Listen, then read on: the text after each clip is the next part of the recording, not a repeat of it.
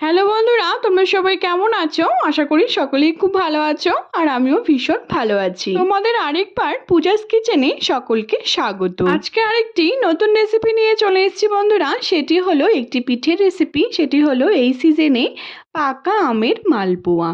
একটি অসাধারণ রেসিপি, একটি অসাধারণ পিঠে বলতে পারো। খেতে কিন্তু দারুণ লাগে, একদম নরম জুসি, খুবই টেস্টি হয় এই পিঠের রেসিপিটি। তোমাদের সাথে আজকে আমি শেয়ার করতে চলেছি বন্ধুরা।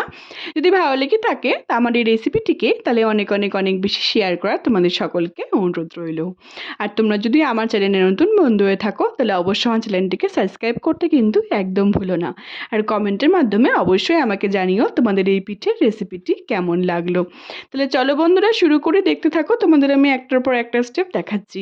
এই রেসিপির সমস্ত উপকরণগুলি আমি আমার ডেসক্রিপশন বক্সে দিয়ে দেবো, তোমরা সবাই দেখে নেবে আমি কি কি নিয়েছি। তাহলে চলো বন্ধুরা শুরু করি। দেখো বন্ধুরা, সবার প্রথমে আমরা দুটো পাকা আম নিয়ে নিয়েছি। তোমরা আমের পরিমাণ বাড়িয়ে বা কমিয়ে নিতে পারো, কিন্তু এই দুটো আম দিয়ে কিন্তু প্রায় অনেকগুলো মালপোয়া আমরা তৈরি করতে পারবো। সবার প্রথমে আমরা আমগুলিকে ভালো মতো করে ছুলে ধুয়ে পরিষ্কার করে নিয়েছি। তারপর আমরা এটিকে ভালো মতো করে হাত দিয়ে বা তোমরা কিছু দিয়ে ক্রাশ করে এটিকে চিপে আমি পুরো আমটি বের করে নিয়েছি মিক্সিতে।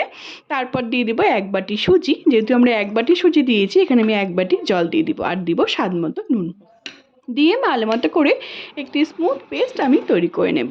তারপর তোমরা নেক্সট স্টেপ দেখো। দেখো বন্ধুরা, আমরা স্মুথ একটি পেস্ট তৈরি করে নিয়েছি। দেখো কত মসৃণ আমি পেস্ট তৈরি করে নিয়েছি। এই পাকা আমের মালপোয়াটি কিন্তু দারুণ লাগে খেতে। তারপর আমরা এটিকে একটি বাটির মধ্যে আমি ট্রান্সফার করে নিচ্ছি। পুরোটি আমি ঢেলে নেব। তারপর ঢেলে নেওয়ার পর এখানে আমরা 3 থেকে 4 চামচের মতো আমি ময়দা দিয়ে দিব। তোমরা যদি পরিমাণটি বাড়িয়ে করো তাহলে একটু বেশি দেবে, 5 থেকে 6 চামচ তোমরা দিতে পারো। তারপর এটিকে দিয়ে ভালো মতো করে আমরা এটিকে সাথে মিলিয়ে নিব। আর দেব 3 থেকে 4 চামচের মতো আমি নারকেল কোড়া। তোমরা এখানে নারকেল গুঁড়োও দিতে পারো, আমি এখানে ফ্রেশ নারকেলই কুড়িয়ে দিয়ে দিয়েছি। তারপর নারকেলটি দেওয়া হয়ে গেলে তারপর এর মধ্যে আমরা একটুখানি বেকিং সোডা দিয়ে দিব, সামান্য একটুখানি দিয়ে ভালো মতো করে সবগুলিকে এটিকে আমি মিলিয়ে নিব। খুব ভালো মতো করে মেলাতে হবে যাতে একটুকু লাম্পস না থাকে। খুব ভালো মতো মসৃণ করে আমি মিলিয়ে নিব। তারপর তোমরা নেক্সট স্টেপ দেখো। মালপোয়ার মধ্যে যদি এরকম করে নারকেল কোড়ানো দেওয়া যায়, ফ্রেশ নারকেল কুড়ো, তাহলে কিন্তু মালপোয়ার স্বাদ কিন্তু অসাধারণ হয়। তোমরা অবশ্যই বাড়িতে একবার ট্রাই করে আমাকে জানিও। তোমরা সাধারণত এমনি মালপোয়া বাড়িতে বানিয়ে থাকো পিঠের সিজনে, কিন্তু এই পাকা আমের সিজনে তোমরা এই আমের মালপোয়া বানিয়ে দেখবে। পাকা আমের দারুণ লাগে খেতে, একটি অসাধারণ রেসিপি এটি বলতে পারো। তারপর ভালো মতো করে মিলিয়ে আমি নিয়েছি, রেডি করে নিয়েছি বাটারটিকে। তারপর গ্যাসে একটি কড়াই বসিয়ে দিয়েছি। এখানে পরিমাণ মতো আমি সাদা তেল দিয়ে দিব। সাদা তেলটি যখন খুব ভালো মতো করে গরম হয়ে আসবে বন্ধুরা, তখন আমরা অল্প অল্প করে ব্যাটারটি দিয়ে পিঠেগুলিকে সুন্দর করে লালটে লালটে করে ভেজে আমি তুলে নেব। তারপর তোমরা নেক্সট স্টেপ দেখো। পিঠেগুলিকে আমরা খুব ভালো মতো করে ভেজে নেব। বেশি লালও করব না, আবার বেশি কাঁচা কাঁচাও রাখবো না। খুব ভালো মতো করে একটু লালটে করে ভাজতে হবে, বেশি কিন্তু কড়া করে ভাজলে চলবে না। তোমরা দেখতে পাচ্ছ আমি ধিমি আঁচে যখন আমরা পিঠেটি ভাজবো তখন কিন্তু গ্যাসের আঁচটি একদম লো ফ্লেমে রাখতে হবে, না হলে কিন্তু ওপর থেকে ভাজা হয়ে যাবে কিন্তু ভেতর থেকে কাঁচাই থাকবে। তোমরা দেখতে পাচ্ছ বন্ধুরা আমি কিরকম করে লালটে করে ভেজে আমি আমাদের প্রথম ব্যাচের পিঠেটি কিন্তু একদম ভাজা হয়ে গেছে। আমি এবার তুলে নেব। তোমরা দেখতে পাচ্ছ বন্ধুরা আমি কিরকম করে লালটে করে ভেজে তুলে নিয়েছি। তোমরা চেষ্টা করবে এরকম করে লালটে করে ভেজে তুলে নিতে। তারপর তোমরা নেক্সট স্টেপ দেখো। আমি একটার পর একটা এবার পিঠেগুলোকে এক এক করে সবগুলোকে ভেজে তুলে নেব। তারপর তোমরা নেক্সট স্টেপ দেখো।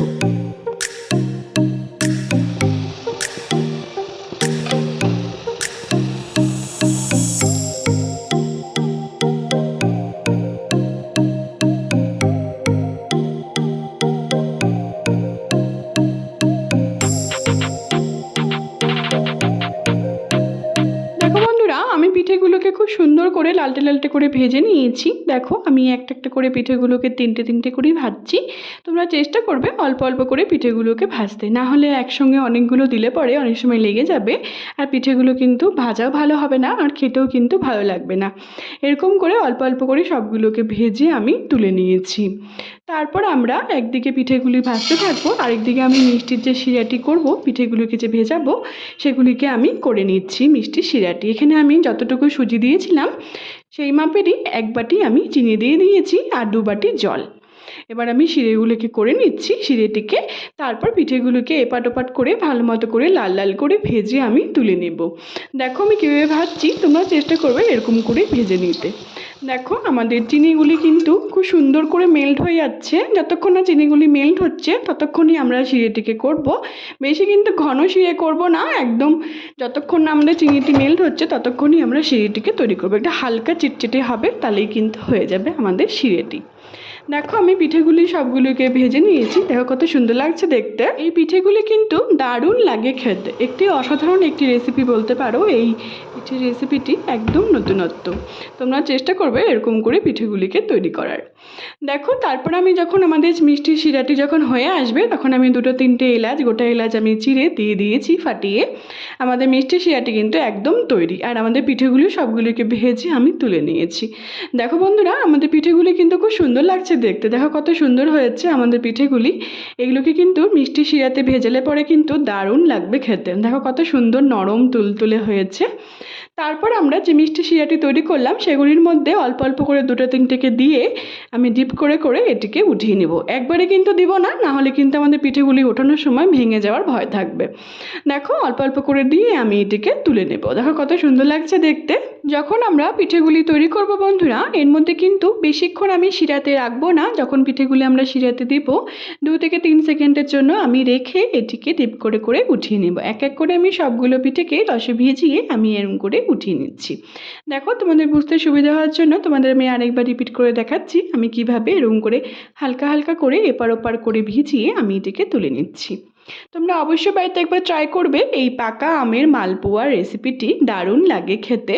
তোমরা অবশ্যই বাড়িতে একবার ট্রাই করে আমাকে জানিও তোমাদের এই পিঠের রেসিপিটি কেমন লাগলো। যদি ভালো লেগে থাকে বন্ধুরা তাহলে অনেক অনেক অনেক বেশি শেয়ার করা তোমাদের সকলকে অনুরোধ রইল আমার এই রেসিপিটিকে।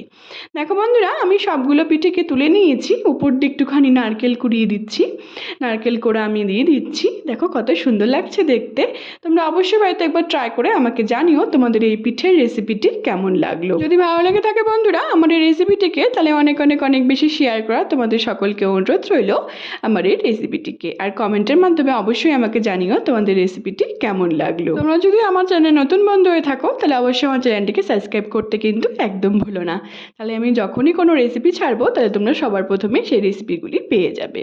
দেখো বন্ধুরা কত সুন্দর লাগছে দেখতে। তোমাদের আমি একটি কেটে দেখাচ্ছি, কত নরম জুসি আমাদের পিঠেগুলি তৈরি হয়েছে, মুখে দিলেই কিন্তু গলে যাবে। দারুণ হয়েছে কিন্তু, একদম অসাধারণ একটি রেসিপি বলতে পারো। দেখো একদম রসে কিন্তু টইটম্বুর হয়ে গেছে, কত সুন্দর লাগছে দেখতে। তোমরা একবার ট্রাই করে অবশ্যই আমাকে জানিও তোমাদের রেসিপিটি কেমন লাগলো। আমার ফেসবুকেও আরেকটি রান্নার পেজ আছে সুইট কিচেন দিয়ে, সেটি লিঙ্ক আমি সবশেষে তোমাদের সাথে শেয়ার করে দেবো। সেটিকে ফলো করার অনেক অনেক অনেক বেশি শেয়ার করা তোমাদের সকলকে অনুরোধ রইল। সবাই ভালো থেকো বন্ধুরা, সুস্থ থেকো। আবার নেক্সট ভিডিওতে দেখা হচ্ছে নতুন একটি রেসিপি নিয়ে। সবাই ভালো থেকো, সুস্থ থেকো, টাটা।